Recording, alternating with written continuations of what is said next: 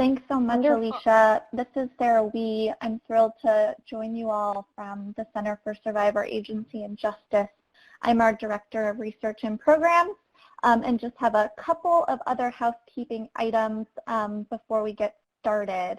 One, we are recording, and just wanted to let all of you know that the recording, PowerPoints, and all the supplemental materials will be archived on our website as a training toolkit on coerced debt.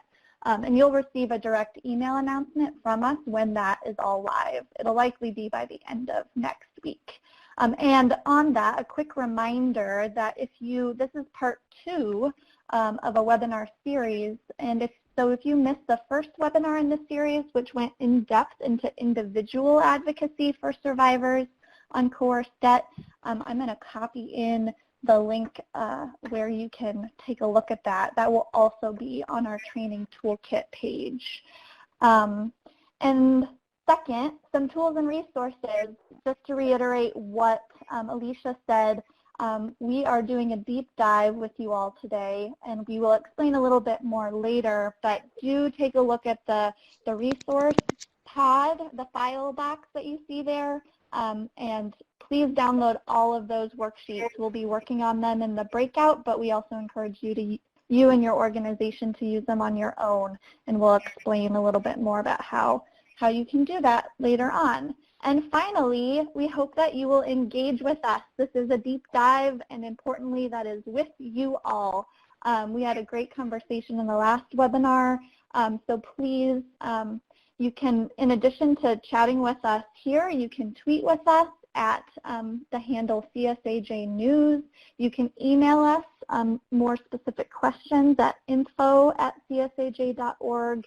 And let's start by getting familiar with the chat. Could everybody introduce yourself by telling us your name, your organization, and maybe what you're bringing into this webinar with you today? Anything from how you're feeling, concerns, celebrations, struggles, questions, really anything. So if folks could start us off, I would like to introduce CSAJ's Executive Director, Erica Sussman, to give us a little bit of more grounding and to kick us off. So Erica, are you with us? Hello, can you hear me?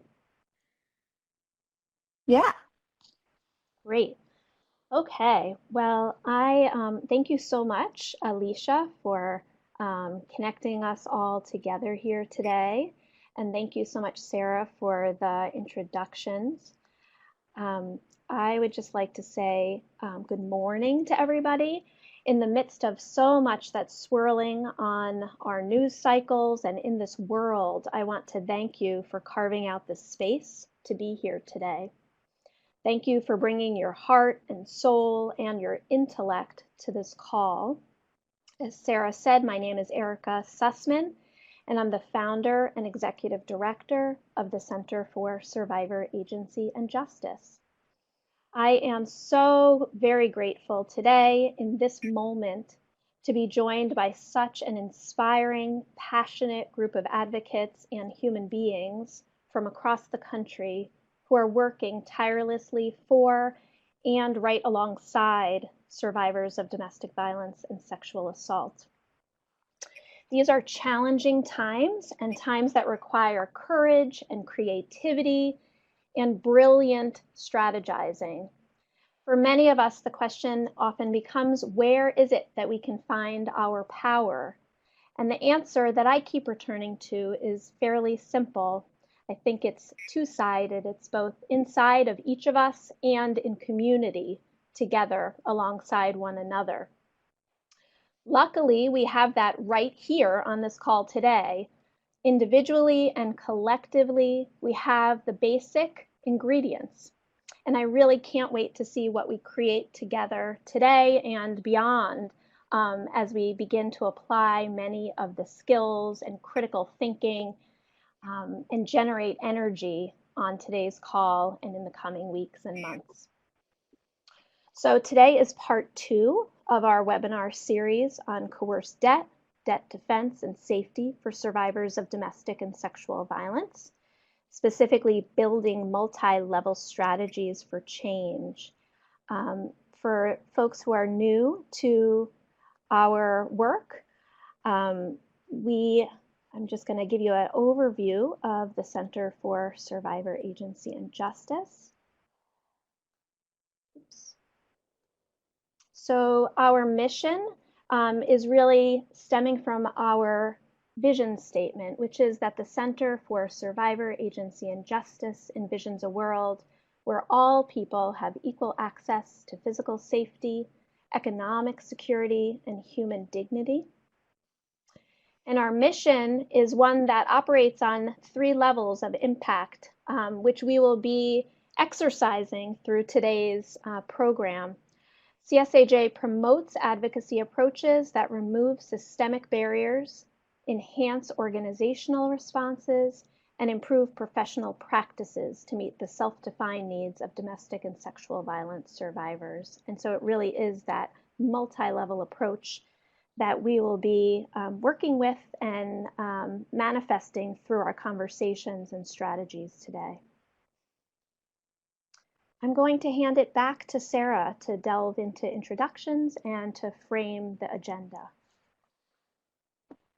Wonderful. Thanks so much, Erica, and thanks for offering that frame as we enter into this today.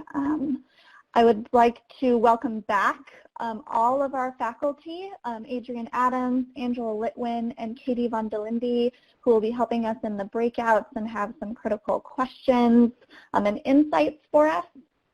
They were also on our previous webinar, so do take a look at that. And a special welcome back to Diane Johnston from the Legal Aid Society, as well as her colleague Divya Subramanian from Kamba Legal Services, also here in New York City. They're going to kick us off by sharing a little bit about their work, and that will help us kind of dive deeper into how that applies to our own context and thinking about needs, about partners, and about how we plan across multiple levels. So that's exactly what we're going to do today, just to give you an overview. They're going to start us off talking about their work, and we'll have some dedicated time for Q&A after that. Then we'll go into our breakout groups, and I'll ask Katie Von Delinde to kind of introduce that. And then we'll come back as a big group and do some debriefing together, as well as action planning together, and figure out what it all means, both for our own work and our own organizations, as well as maybe some ideas of what we could do together as a collective. So that's the overview today, all for the purpose of developing multi-level strategies to address coerced debt and all debt-facing survivors. So we're really thrilled to have you, and I'm really thrilled to welcome Diane and Divya. Take it away, you two. Hi, everyone. This is Diane Johnston from the Legal Aid Society, and as Sarah mentioned, I work with Divya Subramanian of Kamba Legal Services frequently, and we co-chair the New York City Domestic Violence Consumer Law Working Group. So we wanted to share some information with you today about the work that we do as sort of a model for what you might be able to bring to your own communities. So the working group was launched by Fordham Law School's Feerick Center for Social Justice in 2006. They had been hearing from domestic violence service providers that there was a need to address economic and financial issues. So they put out a survey in 2007 to DV service providers to get a better sense of what that need was and how they could address it. So the working group brings together members from various aspects of service. We have domestic violence attorneys, domestic violence advocates, financial specialists like financial counselors and economic empowerment specialists, and consumer attorneys. So our members identify the issues that we're seeing in our work and with our clients. We discuss them, what kind of needs we're seeing, and what we can do to counter them.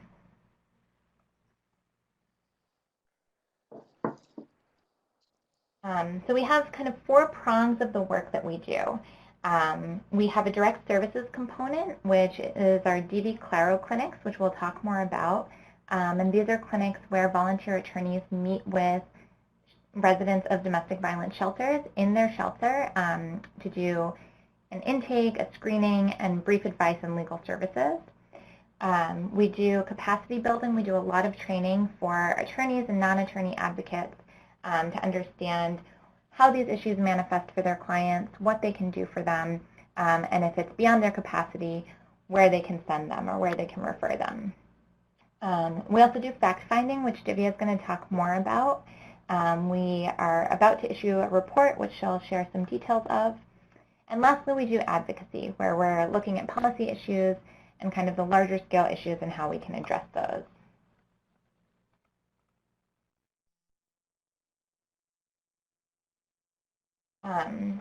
So our DV Claro clinics, as I mentioned, is a big part of what we do. We coordinate with domestic violence shelters who screen residents and set them up for appointments to meet with one-on-one with a volunteer attorney. The Domestic Violence Working Group, Domestic Violence Consumer Law Working Group tried this in several iterations before they landed on a shelter-based model. So first, they were housed in legal services offices. They later tried housing them in New York City's family justice centers and landed on housing them in shelters. And just if you guys want to respond in the chat, why do you think it's important for these types of clinics to be shelter-based as opposed to at a legal services office or at a family justice center or another location?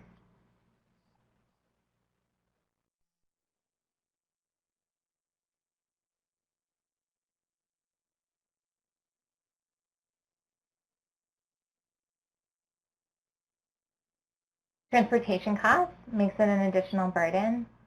A couple people are saying that. It's a safe location, provides comfort.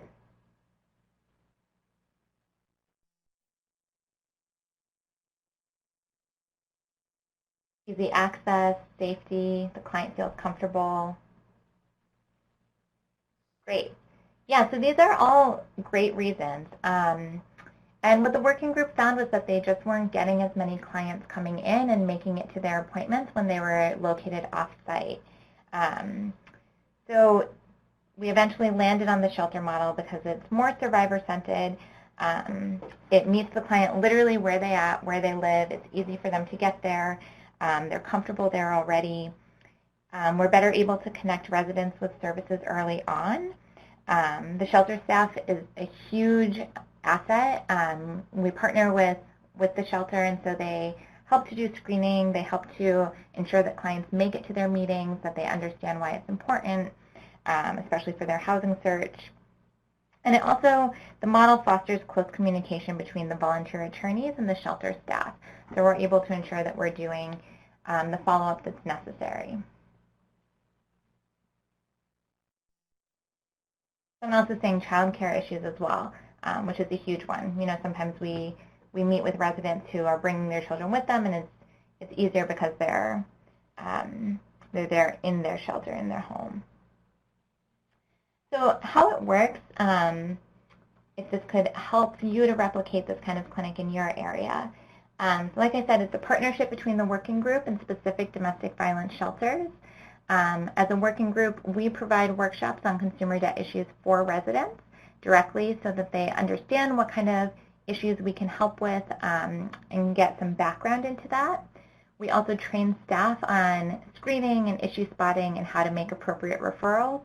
You know, we kind of discuss what we can do and what we can't do for residents. And we recruit and train volunteer attorneys to go into the shelters and have these one-on-one meetings with clients. On the shelter side, our partner will screen residents and help to safely pull their credit reports. We talked in the last webinar about about the safety concerns with pulling credit reports. So our partners are able to ensure that they don't pose any safety risks. They schedule residents with debt or credit issues for individual appointments. They confirm all the appointments and help ensure that the residents attend. And they provide a confidential space for the session. So it requires a lot of commitment and expertise on both sides. We have a small group, but we're lucky that we have a lot of dedicated folks working on this.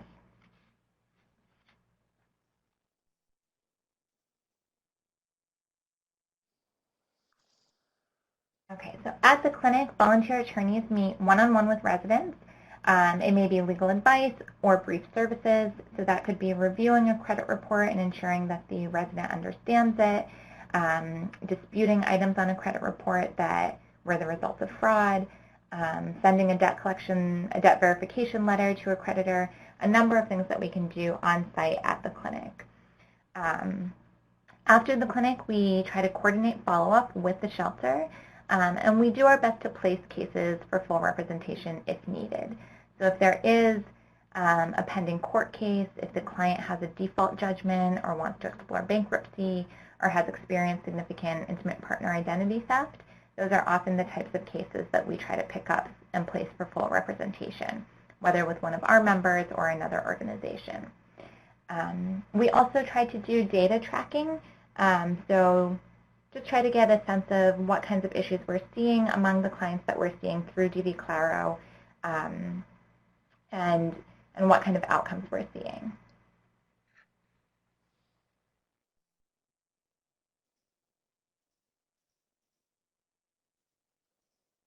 So some of the challenges, capacity is probably our biggest challenge. As I mentioned, we're a small group, and we do our clinics once a month at each shelter. Right now we're working with 2 shelters, but it's definitely a challenge to get attorneys who have enough expertise, both with working with domestic violence survivors and in consumer law that can properly address these issues for this population. Follow-up can be a big challenge. When residents leave shelter, it's harder to keep them engaged and keep them following up. Data tracking, we have learned we have not always tracked sufficient useful data, such as the numbers served, the numbers screened, to get a good sense or to get a good subset that we can use in our advocacy work. And outcomes are sometimes difficult to track. So especially when an attorney picks up a case that is not a member or maybe isn't doing as much follow-up with the shelter. And again, when residents leave, we often don't get outcomes to show that the program is successful. So we've been working at how to better track that information so that we can have a data set that's useful. Some of the lessons that we've learned along the way, of course, location matters. The shelter-based model has been much more successful in reaching clients than the previous models. Building strong partnerships is, I think, the key to this work for us. Our shelter partners have been excellent, and we're really lucky that we have them, and that they have really been committed to integrating consumer services and economic advocacy into their service provision. Adapting to make it work, we've definitely, the program has changed over time, and we're constantly looking at how we can improve our workshops, improve our training, improve the way we're communicating with our shelter partners, all of that to fix anything that isn't going quite as well as it could be going. And lastly, how we train. So I think that when Divya and I came on, we were doing a bit more extensive training. We've kind of moved that to making sure that the advocates understand the issues and know how to issue spot, as well as how to do non-legal advocacy. So more than making sure that they know all the ins and outs of how a case works in civil court, really looking at it from their perspective and what's going to be most useful to those advocates.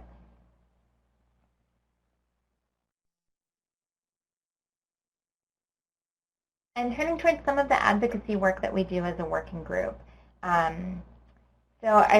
We've included here various issue areas that we've worked on and how we've addressed those at the city level and the state level. Most of our work has been at one of these levels. We're a city-based working group, and so we do work far more at the local level. On the issue of intimate partner identity theft, we've done a lot of trying to ensure that our clients can get police reports for identity theft. We haven't quite gotten the results that we want, but it's something that we've really been focused on and tried to continue advocating for. We've given testimony for the New York State Senate on intimate partner identity theft specifically to kind of put the issue on their radar and see if we can encourage our legislators to take some action in that area. we've worked a lot on trying to expand services and resources in this area for domestic violence survivors. Here in New York City, we have a lot of resources. We have family justice centers in all 5 boroughs. There's a mayor's office to combat domestic violence. And so we've worked a lot with people in those areas on trying to integrate consumer debt screening into their basic screening and integrate those services into what's provided for survivors. We've started doing trainings at all of the family justice centers in New York City so that the advocates who are working on the ground have that information, have that knowledge, know how to issue spot, and know where they can turn for help. We've also advocated at the state level for expanding resources in this area so that hopefully we could expand our capacity and have more advocates who are trained on how to do this work. And lastly, we've worked a bit at the intersection with housing. So as I'm sure everyone has seen among their own clients, there's a strong link between issues with debt and credit and access to housing for survivors. And so 2 of the issues that we've worked on a bit, one is working with the city and their housing providers on how to properly identify domestic violence survivors who have poor credit that is a result of their abuse, and to ensure that they're not denied access to housing. We've advocated for kind of the lowest barriers possible so that survivors can get an advocate letter or something beyond just an order of protection or a more formal document so that more survivors have access to that protection. We've also done some legislative work on amending New York State's early lease termination law for domestic violence survivors, which is currently fairly burdensome. And so we've advocated for some ways to expand that and make it accessible to more survivors. And we'll talk a little bit more about that in one of the breakouts. And with that, I'll turn it over to Divya. All right. Oh, hi. So I'm going to talk a little bit about a project that we are currently working on finishing up that grew out of our work with DV Claro and our sort of experiences and observations working with survivors and what they were telling us they needed more of in New York City. So the report is called Denied: How Economic Abuse Perpetuates Homelessness for Domestic Violence Survivors. It sort of reports, I'll talk more in detail about what it is in a bit, but it reports the results of some studies we did and uses those numbers as a sort of exploration point to go deeper into these issues and kind of advocates for a variety of different solutions at different levels. And it started because of what Diane was talking about, our observations running the DV Claro clinic, our own experiences as advocates, and our conversations with shelter service providers and other kinds of direct service providers about what they were seeing. And what we've observed, as I'm sure many of you have as well, is that there's a strong link between domestic violence, economic abuse, and homelessness, and how all 3 of these things can feed into each other. Economic abuse is a very common part of domestic violence, obviously, and that can lead to homelessness, and homelessness can lead in turn to people returning to their abusers and sort of re-entering domestic violence situations. Unfortunately, there's a lack of capacity in this area to tackle the sort of long-term and short-term consequences of economic abuse, both among attorneys, among advocates. It's a very specialized area, and there's far fewer resources than there are survivors with need. So our long-term goal through the working group has always been to advance, to explore issues and also to increase capacity in New York City to serve survivors with these kinds of issues. The working group meets periodically with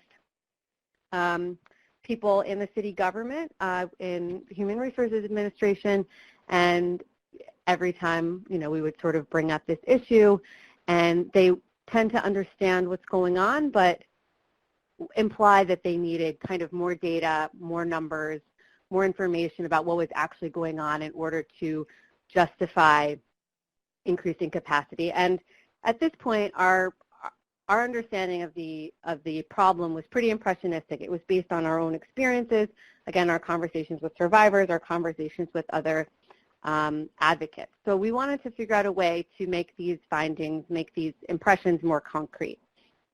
And that's what kind of led to the idea for this report.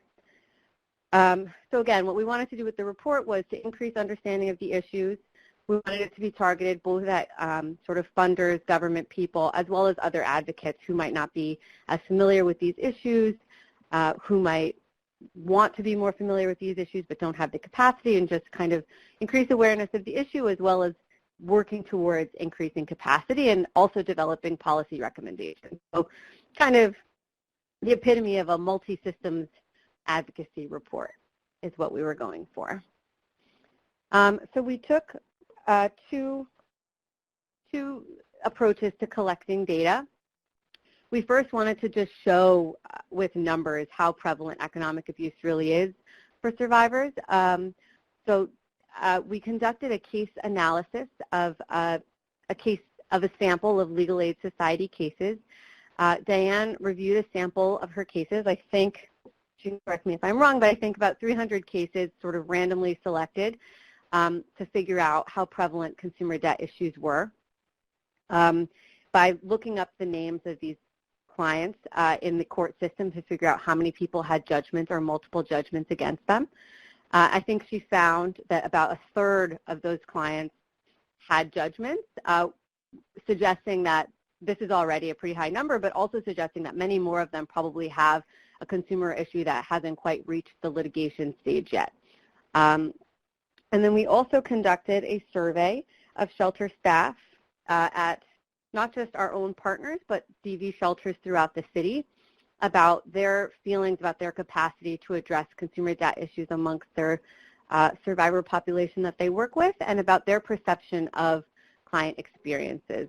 One of the challenges when we wanted to kind of fact find in this area is obviously the best source of information would be talking to survivors themselves, but you know, that's sort of burdensome on survivors.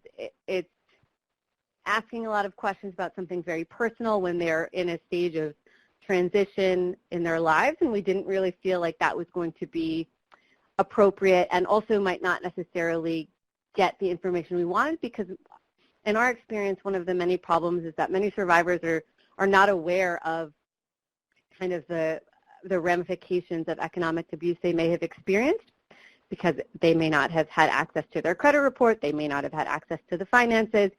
And so we thought that to get a sort of a better global picture of what was going on, it might make more sense to talk to advocates who work with survivors throughout throughout their stay.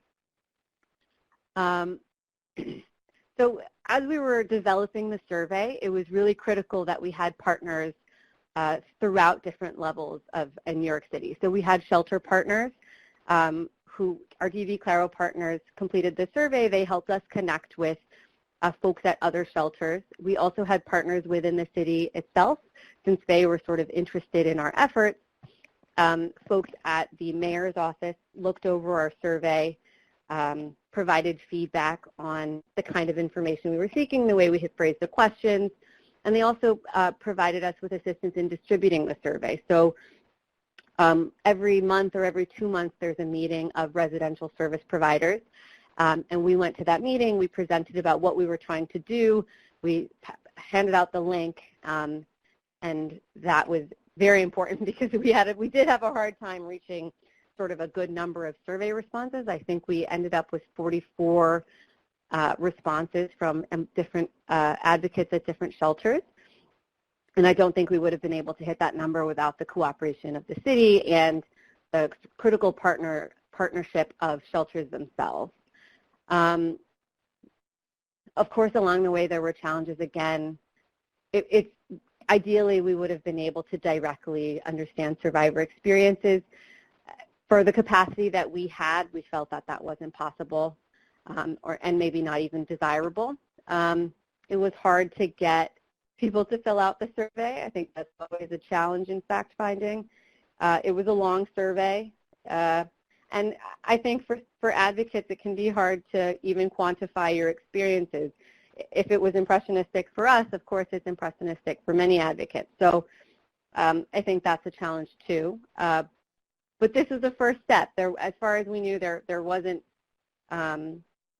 really any information or data about this issue at all. So we thought even if it's sort of big, even if it kind of talks around what we need, it still starts to get us towards a place where we have more information and more tools to advocate for change in this area.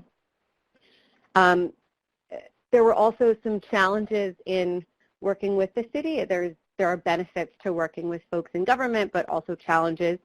Once we had a draft of the report, we met with them again, and of course they had feedback and things they wanted us to change, which sometimes we agreed with and sometimes we didn't. And we had to sort of think strategically about what changes we wanted to make to kind of remain in partnership with them and what we needed to not change in order to maintain the integrity of our work and of our report. And sort of continue to be honestly and truthfully representing the experiences of survivors without kind of being too, answering too much to a different interested party, being the city. And what we found in our report, so the case study found that more than 1 in 3 survivors receiving DV-related legal services had a consumer debt legal issue. With our survey, most staff reported that more than 2 out of 3 residents required a shelter stay extension because they were unable to find permanent housing. That poor credit is a frequent barrier to permanent housing for their clients. That survivors are often unable to use a housing voucher or housing subsidy that they've already received from the city because their poor credit is preventing them from being able to get into an apartment. And that many advocates, but not all, felt that they lacked capacity to help clients with these issues. Only 1 in 3 had received any training on screening clients for financial issues. Only 1 in 4 had been trained on safely pulling a credit report. And 1 in 3 hadn't received any training at all. So we felt that if even staff felt that they didn't have the capacity in this area, there was a serious need to provide more training. And some of the information about survivors, that poor credit is a frequent barrier to permanent housing, seems sort of obvious to those of us who work with survivors. It's such a clear and prevalent problem. But it's not necessarily obvious to others. So just to be able to have a number that we could wield at meetings, we think is very valuable. And so how could the report assist our work on behalf of survivors? If folks have ideas or suggestions or things they think we had in mind when we were doing this, I'd love to see comments in the box, I guess, before I answer the question for ourselves.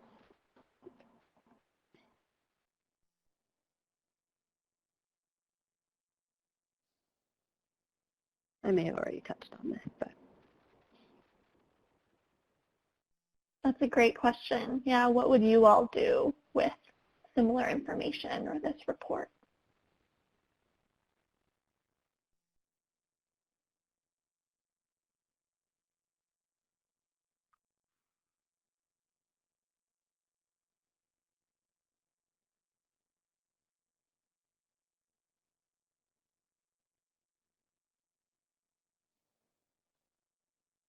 I see some questions. I'm going to log those for when we get to the question and answer portion. I see folks talking about having numbers makes it easier to convey the problem to state legislators. I think that's absolutely true. Numbers, sometimes to help someone understand the problem, and sometimes because you need just someone who believes in the cause just needs a reason to act on it. Some other folks talking about funding. The report can help us get funding, apply for funding, connecting clients with resources, using the numbers on one hand and then sort of survivor examples on the other to create a case for increased capacity. Maybe use it in amicus briefs. That's a great idea. I don't think we had actually talked about that, so that's a good one. Yeah, those are all great suggestions. Definitely we plan to use it as an advocacy tool with folks in the city who do budgets we also kind of hope to send it to legislators. We've got policy recommendations in the report. We haven't finalized the design yet, but we're happy to share it with you all after this in a couple of weeks, so you can see kind of what we were suggesting. Definitely use it for a media campaign, see if we can get some press about this issue. Use the report as an entree to get meetings with players in the city or the government or sort of other service providers we haven't met with yet, and even use it to expand the DV Claro program. Even if we can't sort of get a big rollout of something like this, maybe we can at least add a couple shelters to sort of further work on collecting even more data about this and reaching more survivors. Obviously, the key reason, not collecting data. Obviously, the point is to keep increasing our ability to serve survivors with consumer debt needs. So also, I see a couple others before I move to the next slide. Training, yes, also very important. I just want to lift up one comment. I think it was Brittany who was basically saying that it really depends on where you're situated. And I think that that's absolutely true, right? So all of us, as we delve into this work, have to consider where we are and what it means in terms of the work that we do and the work that we can do in partnership and with other players. So yes, I hear that point, and good to have in mind. Absolutely, absolutely. I mean, I don't think it's the fact that there isn't capacity. Of course, one comment we got when we took the report to the city was someone said, why are you asking the city to do this? Why don't you give this report to shelters and tell them to start pulling credit reports? And of course, it's not possible. We all know the kinds of caseloads that people have. I don't think we want there to be more folks in the shelters and service providers who, in order to spread the responsibilities. So I guess that's the point of increasing capacity. So definitely agree with that. I saw someone else talking about the fact that many of these kinds of issues can be tackled by advocates. It doesn't have to be lawyers. Totally 100% agree. But it sounded to us from our research that many advocates don't feel, or at least in New York City right now, don't feel that they have the capacity to do that yet. So when we say increase capacity, we don't just mean hire more lawyers. We mean we want to be able to connect with other advocates and provide the training and equip more people to serve survivors in this area. So I think that's also a great point. So I want to open up to Q&A. I guess while people are typing, feel free to type your questions, Diane, about our report about the DV Consumer Working Group. Diane and I would love to answer those. While we do that, I did see one question I'm going to try to answer. Katie asked how many survivors participated in the case study. Katie, if you could clarify, do you mean the survey or the case sample? So the case sample, I believe, was 300 survivors. Is that right, Diane? 400. And those were all clients who were receiving domestic violence-related legal services from legal aid. So primarily family law, some immigration, but clients that did not come in specifically for a consumer debt issue or a financial issue. Yeah, and the survey, as we said, we only surveyed service providers and not survivors, which, of course, again, has its own limitations. Any other questions? Mm-hmm. There was one, do you mind describing a little bit? Adrian actually asked this about the relationship between why it is that credit history works as a barrier to housing, even with a housing voucher subsidy. Do you mind talking through that a little bit? Sure. Diane, do you want to take that one? Sure.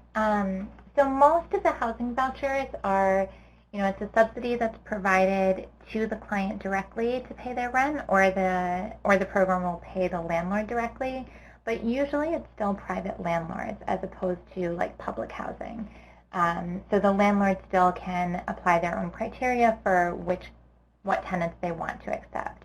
So we see what we saw through our report or our survey was that even where clients had a voucher that would help them get an apartment and pay their rent at that apartment, a lot of landlords are still denying them because of poor credit history, and still saying, despite the fact that you have this voucher, we still don't want you as a tenant. Mm-hmm. Thanks, that's helpful. And going way back, which I think is a helpful segue to maybe take some of the questions into the breakouts as well. Somebody was asking if the DV Claro or something like this is available where they are in northern Nevada. And I think that brings up sort of the larger kind of question about, and you two were both talking about this in terms of resources and just what the landscape here in New York City looks like and how that's very different than, for example, northern Nevada. But do both of you, either in terms of the specific survey and report project or for DV Claro and how you've set up this clinic and partnership, like more broadly, have some tips or maybe some important considerations for folks who are thinking about trying to do a similar partnership model or other projects where they are?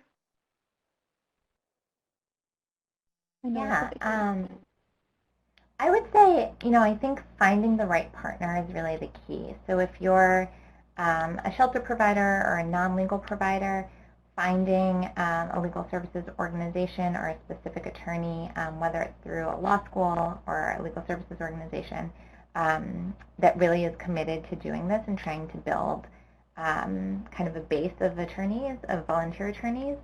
If you're a legal services organization, the same, looking for a shelter or a DV service provider that really is committed to addressing this issue. And I think at a minimum has capacity to incorporate a basic financial screening into their intake. Because I think without that, it becomes more ad hoc, and it's difficult to, you want your volunteers to always have clients that are there to see them, and you always want there to be available volunteers for those residents who are scheduled. So I think it's really trying to identify someone in your community that is providing similar services that are the needed services that really is interested in and committed to making this happen. Mm-hmm. That's great. And as someone who did some work in Northern California and rural areas before, I think that partnership question is key.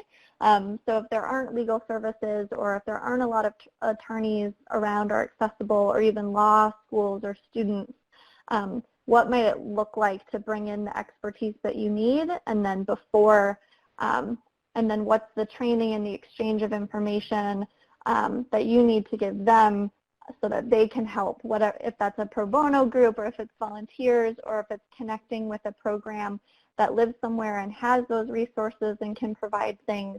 It might be a longer term process of setting up some of that stuff. So identifying the issue and then thinking about, okay, where am I? What are my resources are some first really important questions, I think. Okay. This is really great, and I think we're going to please keep the questions coming, and we'll have some time to address them in our breakouts that we're going to go into here in a couple minutes. So you'll be able to ask more questions and as well kind of apply this to where you are coming up. But I think that thinking about what you two offer, Diane and Divya, the process of identifying this issue, figuring out the best way to explore it further, and then identifying who you need to help do that exploration, as well as carry whatever information you get from that forward, and all the areas that report will inform in terms of whether it's your individual advocacy, your DV Claro project, or better educating and advocating at the systems and city level. That's a beautiful example of what we're hoping to engage with folks in today. So thank you so much for giving us a really practical and inspiring example of your work. So with that, we're going to go into breakout groups. Katie, do you want to help us set the scene? Great. I'm really excited about the amazing experiences that Diane and Divya shared with us, and especially thinking about how it really responds to all these different levels that we're experiencing issues, and how we can respond both clinically and with survivors on the individual level, within partnerships and with systems level. So we're really going to dig in now. We're excited about it. We're going to get into 3 different groups. Our first group will be led by Divya, Angie, and Sarah, and that will be a group that really looks at the needs assessment. So it takes some time to dig in and figure out how debt and debt-related issues are showing up for survivors in your area, and what are some of the challenges, some of the strengths in your community, and what that looks like there. So that will be one group. The second group will be with Katie, with myself, and with Adrian, and together we will really explore, identify, and try to understand who our current partners are when we're looking at working around debt and credit issues, and also to develop strategies to build further partnerships. And again, we can jump off of some of the great ideas that were shared from Diane and Divya. And then the final group will be our strategic action and planning breakout with Diane and Erica. And together you will look at some ideas for systems level change, and again can hopefully get sparked from some of the ideas shared from Diane and Divya, and really review and draft some action plans to address some of the debt-related barriers that survivors are dealing with in your communities. So how are we going to do that? Well, all of a sudden, when we break into groups, you will show up in a different place. You will show up in one of the 3 groups. Some of you have already kind of registered which group you were going to go in. If you did not pre-register for a group, you will be placed in a group, and you will find out all of a sudden you'll be there and you'll be in the group that you're on. In each group, we will go through a short orientation of the screen and what it looks like. We'll do some introductions. We'll do a poll to get some information about how you're seeing this issue show up in your community. And then we're going to go through some questions and discussion that we will be guided by some worksheets that hopefully will be tools that you can use in your community and in your organizations. And finally, we will summarize all that together and create an action plan. We will have about a half an hour in our groups, and after that time, we will come back together and we will share out some of the information from our groups. All the files from all of the different worksheets from the different groups are available for all of us, so you'll be able to have access to that.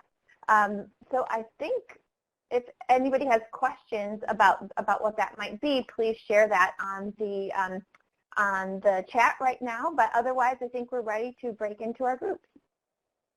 Yeah, sounds great, and thanks everyone. I know we had some technical audio issues, so really appreciate your patience and kind of just intuitively figuring out the process and answering the poll and answering the questions and engaging with us. So we got some really good landscaping done, and I'm excited to put it up next to what everyone else got. So given kind of where we are with time, what we're going to do is kind of do a quick share back.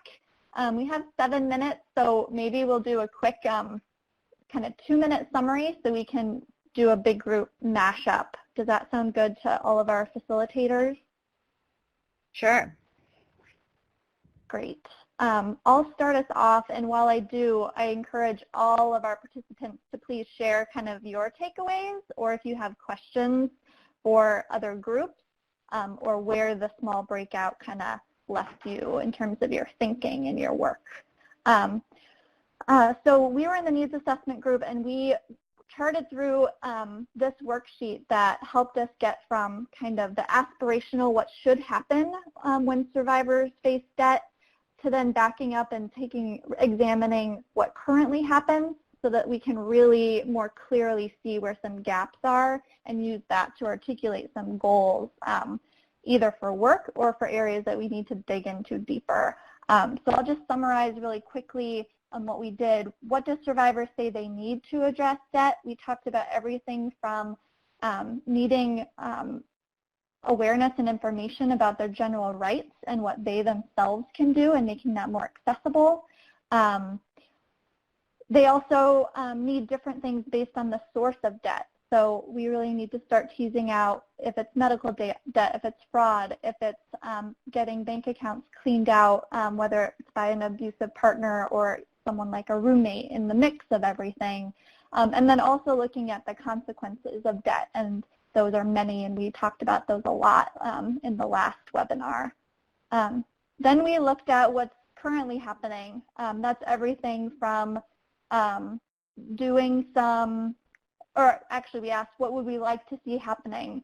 That's everything from financial literacy to easy elimination of coerced debt to policies that allow for housing and employers to overlook credit, to making sure our systems understand what the impact is and what it looks like so they work with us rather than kind of against us.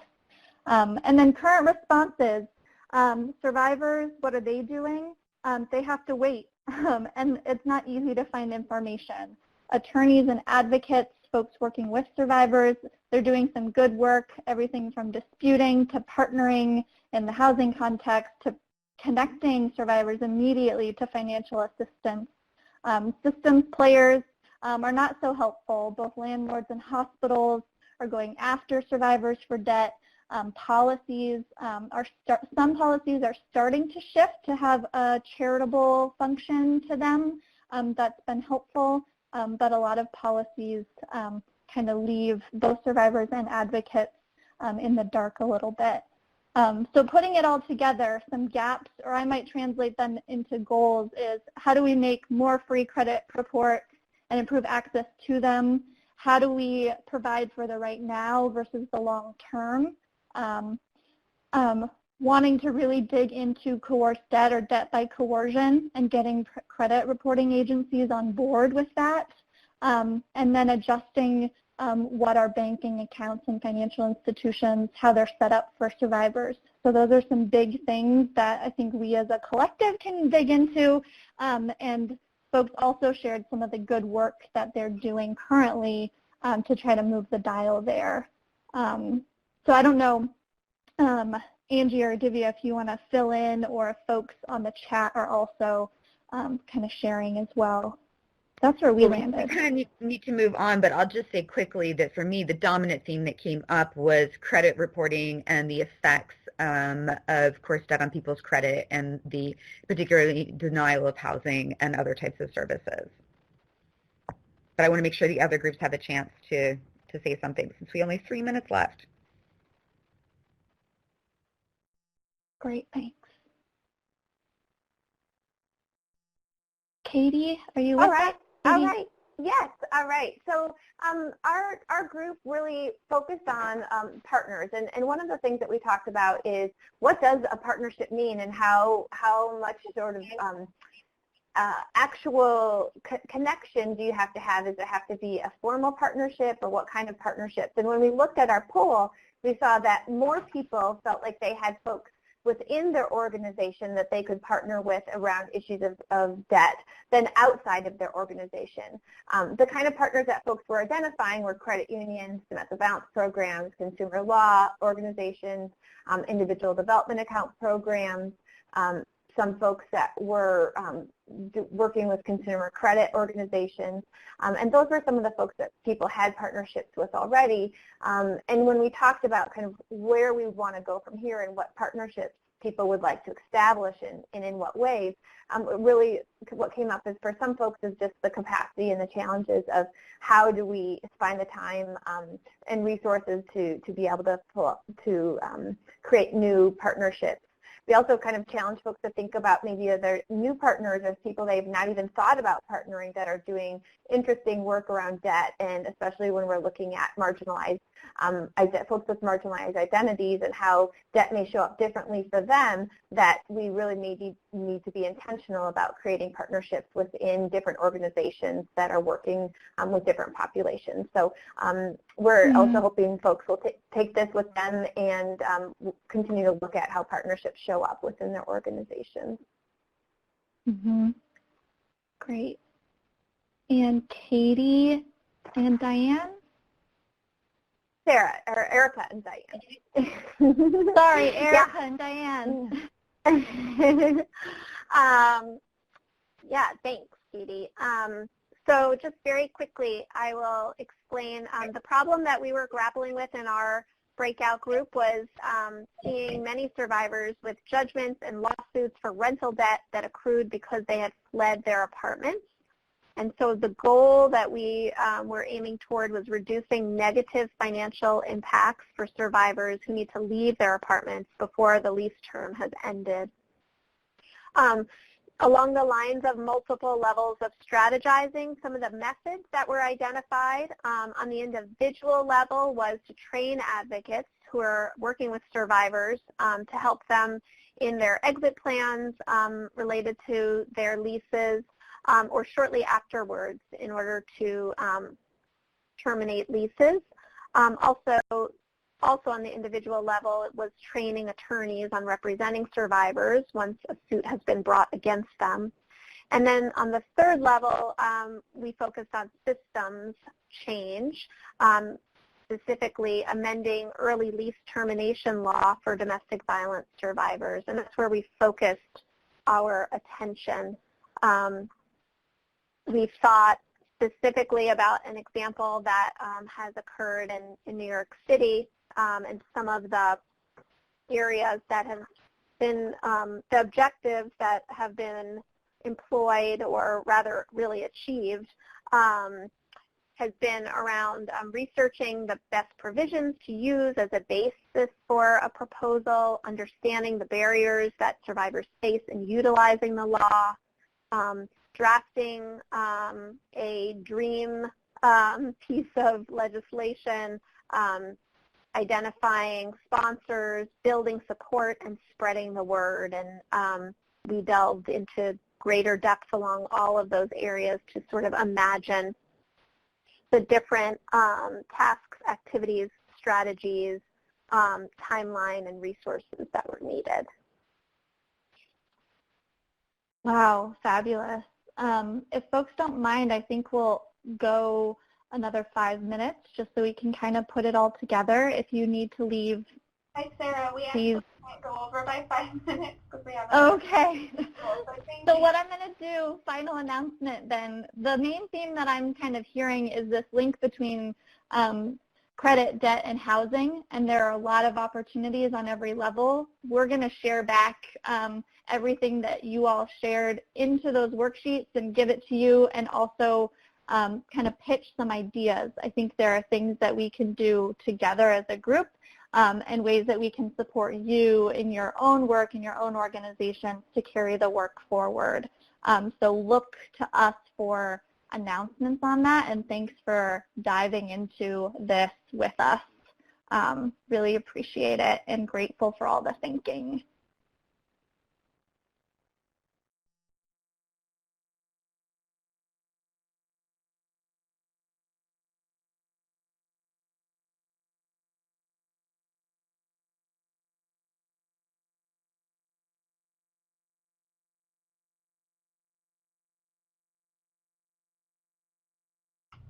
Thank you so much. I'm just letting a couple people finish typing, and then we'll close out the event. Please be sure to fill out the evaluation at the end that pops up on your screen. Thank you.